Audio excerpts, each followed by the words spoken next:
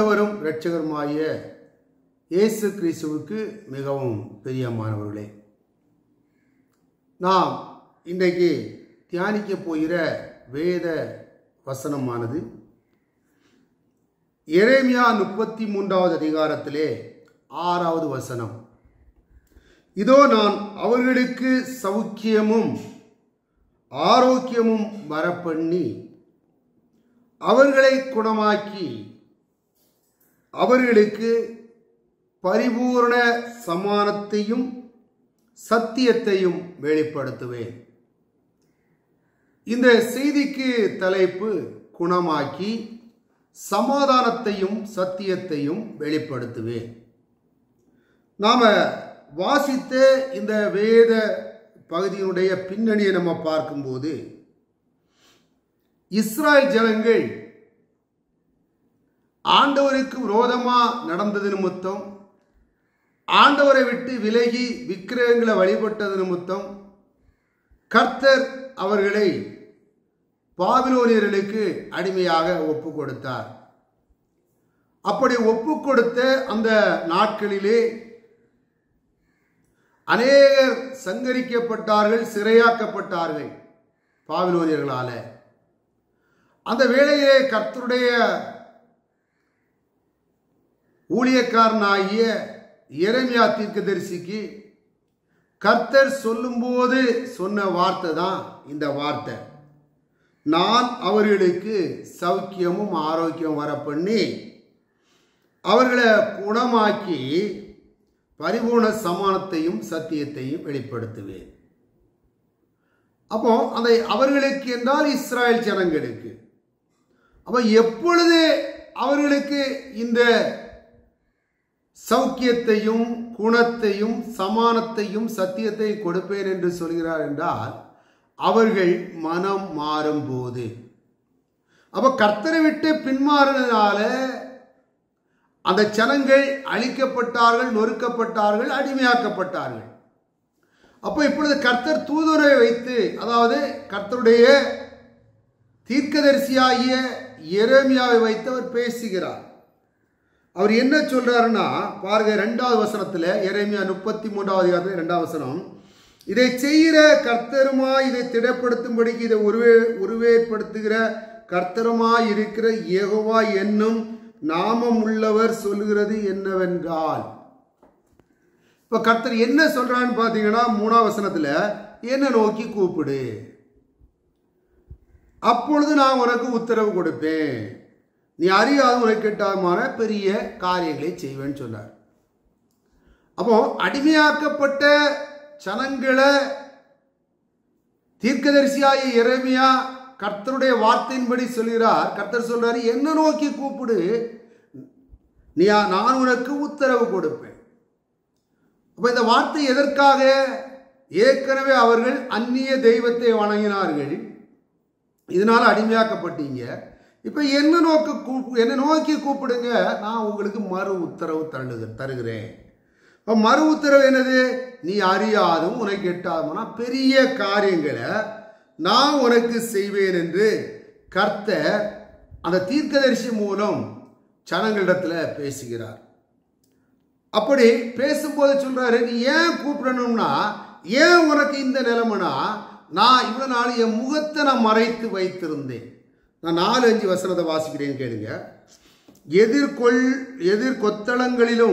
கொத்தளங்களினாலும் பட்டயத்தாலும் இடிக்கப்பட்டவளாகிய இந்த நகரத்தின் வீடுகளையும் யூதா ராஜாக்களின் வீடுகளையும் குறித்து இந்த நகரத்தின் எல்லா பொல்லாப்பு நிமித்தமும் நான் என் முகத்தை மறைத்தபடியினால் என் கோபத்திலும் உக்கிரத்திலும் வெட்டுண்ட மனுஷ பிரேதங்களினாலே அவைகளை நான் நிரப்பும்படியாகவே அவர்களை கல்தேயரோட யுத்தம் பண்ண போகிறார்கள். இங்க பாருங்க, இந்த காரியம், இதுல சொல்லப்பட்ட அந்த அழிவு, இதுல சொல்லப்பட்ட இந்த நாசம் எதுக்குன்னா, ஆண்டவர் சொல்றாரு, என் முகத்தை நான் மறைத்தபடியினார்.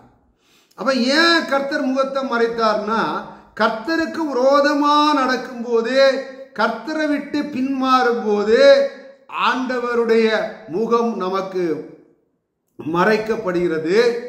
கர்த்தர் நாம் மனம் திரும்பும்படியாகவே நம்முடைய வாழ்க்கையில பல சூழ்நிலைகளை அனுமதிக்கிறார்.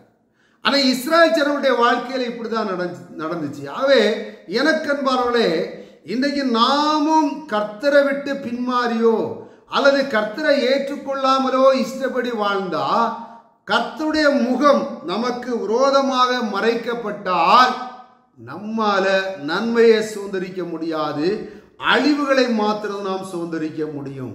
அதுதான் இந்த 4-5 வசனங்கள் அன்றைக்கு இஸ்ராயேல் ஜனங்களுக்கு சொல்லப்பட்டது. இன்று நமக்கும் அதன் மூலம் பேசக்கூடிய கருத்தாக இருக்கிறது. தொடர்ந்து அதனால ஆண்டவர் என்ன சொல்றாருன்னா, நீ இப்படி என் முகம் மறைக்கப்படும் போது நீ இப்படி நஷ்டப்படுவ, அதே வேளை நீ என்ன நோக்கி கூப்பிடணும். அதான் 3ஆம் வசனத்துல சொன்னாரு. அப்படி கூப்பிடும் போது என்ன சொல்றாருன்னா 7ஆம் வசனத்துல, நான் உன்னை திரும்ப கட்டுவேன். ஆண்டவர் சொல்ற காரியம் பாருங்க, நான் உன்னை திரும்ப கட்டுவேன். நீ முன்னாடி எவ்வளவு செழிப்பா ஆசீர்வாதமா இந்த தேசத்துல இருந்த, இப்ப நான் உன்னை திருப்பி கட்டுவேன் அப்படின்னு சொல்லிக்கிட்டு தான் நான் வாசிக்கிறேன்னு கேளுங்க. 7வது வசனம், நான் யூதாவின் சிறையிருப்பையும் இஸ்ரவேலின் சிறையிருப்பை திருப்பி முன் இருந்தது போல அவர்களை கட்டுவித்து. அப்போ நோக்கி கூப்பிடும் போது, மனம் திரும்பி கர்த்தரை கூப்பிடும் போது கர்த்தர் என்ன செய்ய சொல்றாருன்னா, நான் திருப்பி கட்டுவேன். அவர் சொல்றாரு பாருங்க, கட்டிக்கிட்டு அவர் என்ன சொல்றாருன்னா, நான் அவர்களை மன்னிப்பேன். திருப்பி கட்டணும்னா நான் அவங்கள மன்னிக்க, நான் மன்னிக்கவும் செய்வேன்னு சொல்லிக்கிட்டு தான் 8ஆம் வசனத்துல சொல்றாரு பாருங்க, அவர்கள் எனக்கு விரோதமாய் குற்றம் செய்த அவருடைய எல்லா அக்கிரமங்களுக்கும் அவர்களை நீங்களாக்கி சுத்திகரித்து. கர்த்தருக்கு விரோதமான அக்கிரமம் எனது அந்த இஸ்ராயேல் ஜனங்கள் அந்நிய தெய்வங்களை வணங்கினாங்க, கர்த்தரை மறுதலித்தாருங்க. அப்ப இதுதான் கர்த்தருக்கு விரோதமான குற்றம்.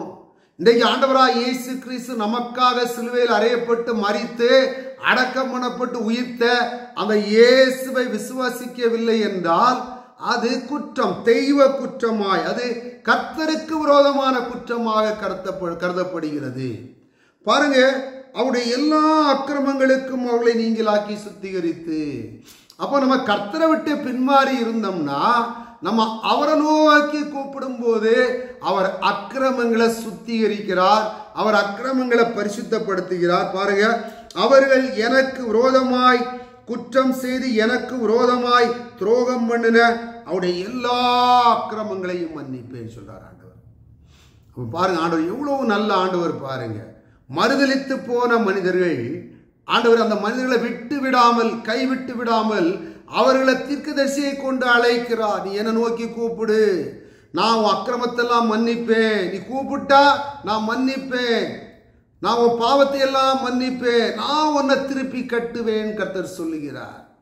அதுபோலதான் இன்றைக்கு நாம பலவிதமான வழிபாட்டு முறைகளில் இருக்கலாம், கர்த்தருக்கு விரோதமான வழிபாட்டு முறைகளை செய்து கொண்டிருக்கலாம், கர்த்தரை வெறுத்தவர்களாக வாழலாம், கர்த்தரை உதாசீனப்படுத்தவர்களாக வாழலாம்.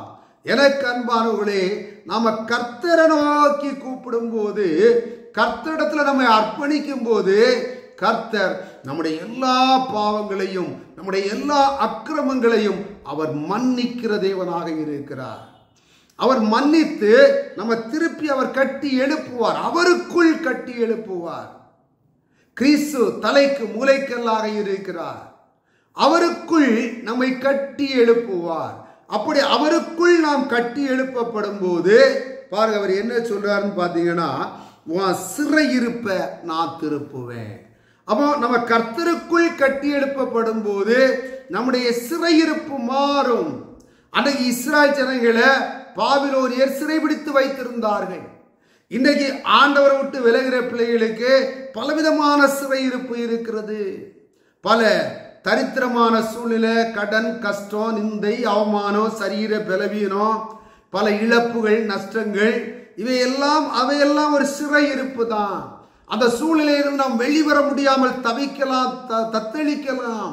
ஆனா ஆண்டவர் சொல்ல, நீ என்ன நோக்கி கூப்பிடு, நீ என்கிட்ட மறுபடியும் வா, நீ வந்தியனா நான் உன் பாவத்தை மன்னிப்பேன், உன் பாவத்தை மன்னிக்கிறது மட்டுமல்ல, நான் உன்னை திருப்பி கட்டி உன்கிட்ட இருக்கிற உன்னை சிறைபிடித்து வைத்திருக்கிற எல்லா சூழ்நிலைகளிலும் இருந்து நான் உனக்கு ஒரு விடுதலை தருவேன் என்று கர்த்தர் இந்த வசனங்களின் மூலம் நம்மிடத்தில் பேசுகிறார். அவன் இந்த வார்த்தைகளை கேட்கிற எனக்கு அன்பான சகோதரே சகோதரியே, நம்ம வாழ்க்கையில பல சிறையிருப்பு இருக்கலாம், பல பிரச்சனை இருக்கலாம். ஒரே வழி கர்த்தர் தான். அவரை நோக்கி நம்ம கூப்பிடணும். அவரை நோக்கி கூப்பிட்டா அவர் மன்னிக்கிற தேவனாக இருக்கிறார். எந்த சூழ்நிலையா இருந்தாலும், அவரை விட்டு எவ்வளவு தூரம் நம்ம போனாலும், அவரே மறுதலித்தாலும், நாம் அவரை திருப்பி தேடி வரும்போது, அவரை திரும்பி தேடி வரும்போது அவர் நிச்சயமாக மன்னித்து நம்முடைய சிறையிருப்பை அவர் மாற்றி அவர் என்ன செய்வார்னு பார்த்தீங்கன்னா, அவர் நன்மை செய்கிறவராகவே இருக்கிறார். பாருங்க, வாசிக்கிறேன் கேளுங்க. 9வது வசனம். நான் அவர்களுக்கு செய்யும் நன்மை எல்லாம் கேட்க போகிற பூமியின் எல்லா ஜாதிகளுக்கு முன்பாக அது எனக்கு மகிழ்ச்சியுள்ள கீர்த்தியாகவும் புகழ்ச்சியாகவும் மகிமையாகவும் இருக்கும். அப்போ ஆண்டவர் அவரை தேடுகிற ஜனங்களுடைய சிறையிருப்பு திருப்பப்படும் போது, கர்த்தர் அவர்களை மன்னித்து சிறையிருப்பை திருப்பும் போது, அவங்க பிரச்சனையில இருந்து கர்த்தர் விடுதலையை கொடுக்கும் போது மகிழ்ச்சியும் புகழ்ச்சியுமாக நாம் இருக்கும்படியாக செய்கிறார். பாருங்க, தொடர்ந்து நான் அவர்களுக்கு அருளி செய்யும் எல்லா நன்மை நிமித்தமும் எல்லா சமானத்தின் நிமித்தமும் இவர்கள் பயந்து நடுங்குவார் என்று இஸ்ரவேல் தேவனாய கர்த்தர் சொல்கிறார். அப்போ கர்த்தரை தேடுகிற பிள்ளைகளுக்கு நன்மை செய்யும் போது, கர்த்தரை தேடின பிள்ளைகளுக்கு விரோதமாக எழும்புறவங்க அவங்க நடுங்குவாங்கன்னு இந்த வசனத்தின் மூலம் சொல்கிறார். ஆகவே இந்த வார்த்தைகளை கேட்கிற எனக்கு அன்பான சகோதரனே சகோதரியே, நீங்க கர்த்தரை விட்டு விலகி வாழ்கிறவர்களாக இருந்தால், ஒருவேளை கர்த்தருக்கு பிரியமில்லாத வழிபாட்டு முறைகளில், மனுஷ வழிபாட்டு முறைகளில் இருந்தால், இன்றைக்கு மனம் திரும்பி கர்த்தரை நோக்கி கூப்பிடுங்க. கர்த்தரை நோக்கி கூப்பிட்டா கர்த்தர் அவர் மன்னிக்கிறவராக இருக்கிறார். அவர் நம்ம வாழ்க்கையில் இருக்கிற சிறையிருப்பை அவர் மாற்றுகிறவராக இருக்கிறார். அது மாத்திரமல்ல, நமக்கு நன்மை செய்கிறவராகவும் இருக்கிறார். அந்த நன்மையில ஒரு நன்மை தான் 6வது வசனம். இதோ நான் அவர்களுக்கு சௌக்கியமும் ஆரோக்கியமும் வர பண்ணி, யார் கர்த்தரை திருப்பி தேடுறாங்களோ, யார் கர்த்தரை தேடுறாங்களோ அவங்களுக்கு கர்த்தர் சௌக்கியத்தை கொடுக்கிறாரு, ஆரோக்கியத்தை கொடுக்கிறார். அது மட்டுமல்ல, அவர்களை குணமாக்குறார். ஆவியிலும் ஒரு குணம், அதே வேளையில சரீரத்திலும் ஒரு குணம், ஆவிக்குரிய வாழ்க்கையில ஒரு குணம், சரீர பிரகாரமான வாழ்க்கையிலையும் ஒரு குணத்தை கர்த்தர் கொடுத்து அவர்களுக்கு பரிபூர்ண சமானத்தை கொடுக்கிறார். அவங்களுடைய சிறையிருப்பு மாற்றப்படும் போது, அவங்க வாழ்க்கையில் இருக்கிற பிரச்சனைகள் நீக்கப்படும் போது, பாவம் மன்னிக்கப்படும் போது ஆண்டவருடைய சமாதானம் அவர்களுக்கு கிடைக்கிறது. கர்த்தர் ஒரு பரிபூர்ணமான சமாதானம், சாதாரண சமாதானம் அல்ல, ஒரு நிறைவான ஒரு முழுமையான சமாதானத்தை கொடுக்கிறார். எல்லாவற்றிற்கும் மேலாக தொடர்ந்து கர்த்தருடைய வார்த்தையில வாழும்படியாக சத்தியத்தையும் அவர்களுக்கு வெளிப்படுத்தி அந்த சத்தியத்துக்குள்ளாகவே அவர்களை வாழ வைத்து அவருடைய வருகை மட்டும் கர்த்தர் அந்த குடும்பத்தை, அந்த மனிதனை ஆசீர்வதித்து நன்மையினால திருப்தியாக்கி கர்த்தர் நடத்த வல்லமை உள்ளவராக இருக்கிறார். ஆகவே எனக்கு அன்பானவர்களே, கர்த்தரை தேடுவோம், கர்த்தரை கூப்பிடுவோம். அவருக்குள் தான் ஆசீர்வாதம் இருக்கிறது, அவருக்குள் தான் நன்மை இருக்கிறது, அவருக்குள் தான் ரட்சிப்பு இருக்கிறது. அந்த ரட்சிப்பை தருகிற நல்ல தேவன் நம்ம வாழ்க்கைக்கு தேவையான எல்லா நன்மைகளையும் நிச்சயம் தருவார் என்ற விசுவாசத்தோடு கர்த்தரை நோக்கி கூப்பிடுவோம். கர்த்தர் நன்மை செய்வார். இந்த வார்த்தை மூலம் உங்களை ஆசீர்வதிப்பாராக. ஆமென். God bless you.